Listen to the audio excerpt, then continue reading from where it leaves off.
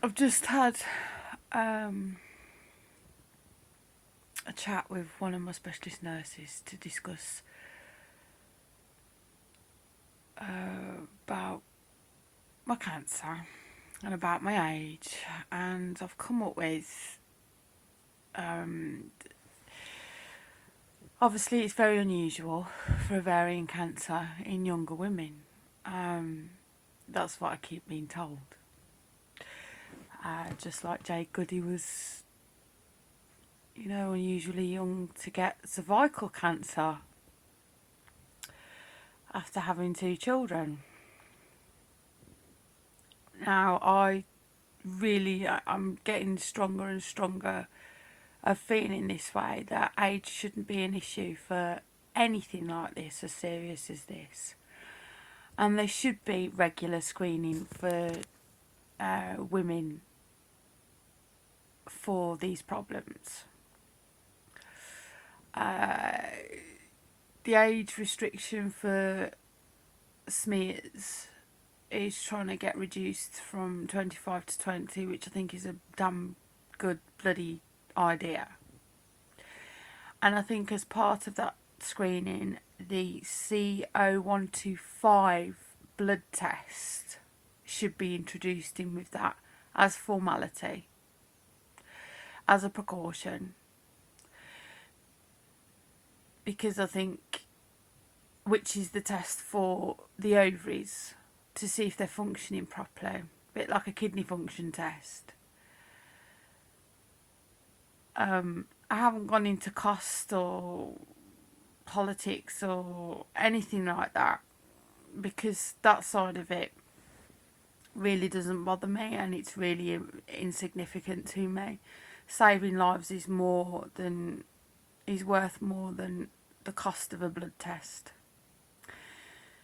So I'm more focused now of what my mission has to be before the inevitable happens to me. And that is to make it clear that as part of a cancer screening for women, no matter how old they are, and I do think that 20 is a good age to start from, that as well as regular smear tests, a regular blood test should be performed with the smear test to check that the cervix and the ovaries on a woman are okay. And then if they're not, it can be detected obviously sooner than the age of 37. Now, I know it's unusual because I'm a young woman, and it normally happens to people over the age of 40, 50, or people that have got a history of it. Well, obviously there's a history about to start in my bloodline with my children. And I want to make sure that I protect that bloodline for the future with my children. And so this is going to start from here. So I'd really, really like all my followers' support, and I am going to put together another petition, and this is going to be a really big one, and I need to press for 40,000 signatures on this petition. And the petition is to start screening ovarian cancer alongside cervical for women from the age of 20. Now, my problems began around 3 years ago. They're saying that the normal screening for cervical cancer is every 3 years. I'm saying below that it should be every year, and I think that that's what screening for the CO125 blood test, there should be maybe a 2-year screening if it doesn't run in the family, and a year screening if it does, or possibly 6 months if it does. So I want to take this to Parliament, and I want to argue this and hopefully succeed in protecting women of the future, and obviously selfishly protecting my family's bloodline for the future, that's obviously going to extend into generations and generations.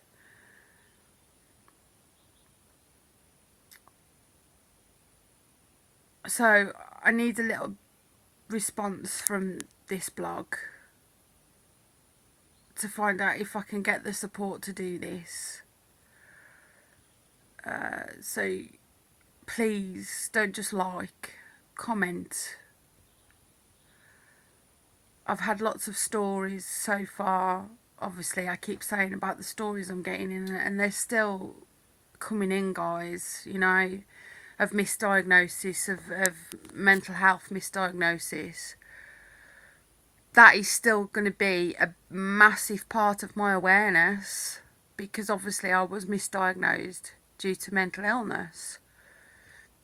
But the thing with my cancer, with ovarian cancer, is the silent killer. It is one that just creeps up, and it is one that there's no way of knowing fully or understanding how it works fully because of this. But it does only happen to women, you know, a lot older than me. So I suppose I'm kind of not feeling lucky, obviously, but having a more understanding as to why it's happening to me, because, you know, you always go into self-pity when bad things happen, you know, why is it me, why is it me, why is it me? Well, I've found the reason now, and the reason is that I have to take on this challenge to protect women of the future, you know, to try and get some justification out of it for my children as well, and to give them something to carry on with, and not to battle or to fight, because life isn't a battle, life isn't a fight, but you do have to stand up and make yourself heard when you want something said. So yeah, I hope that kind of like makes sense to everyone. And, you know, feel free to private message me on Facebook, leave comments on this blog, and let's see if we can make a difference, girls and boys, and, you know, men, women alike. You know, misdiagnosis for mental health can happen to men or women, but with ovarian cancer it'd be really hard with a guy. But I still need your support, please. I don't want to exclude you or sound like I'm being sexist or anything now, okay? And yeah, and I'll update you on this, as you know, later on. But as far as chemo is going, I'm still really tired. My body's saying stay where you are, but emotionally I'm not so I'm not so low emotionally, but that's because I found a focus. So maybe, you know, when you're feeling low, it's because you need to find a focus. So yeah, I'll do another blog again tomorrow, and I'm so grateful to everybody who's supporting me, and it's, you know, it's your support that's helping me to keep strong and do this. And I'm going to keep battling away, and I'm going to keep doing this for, you know, as long as I can, in the hope that you know, you guys will still support me,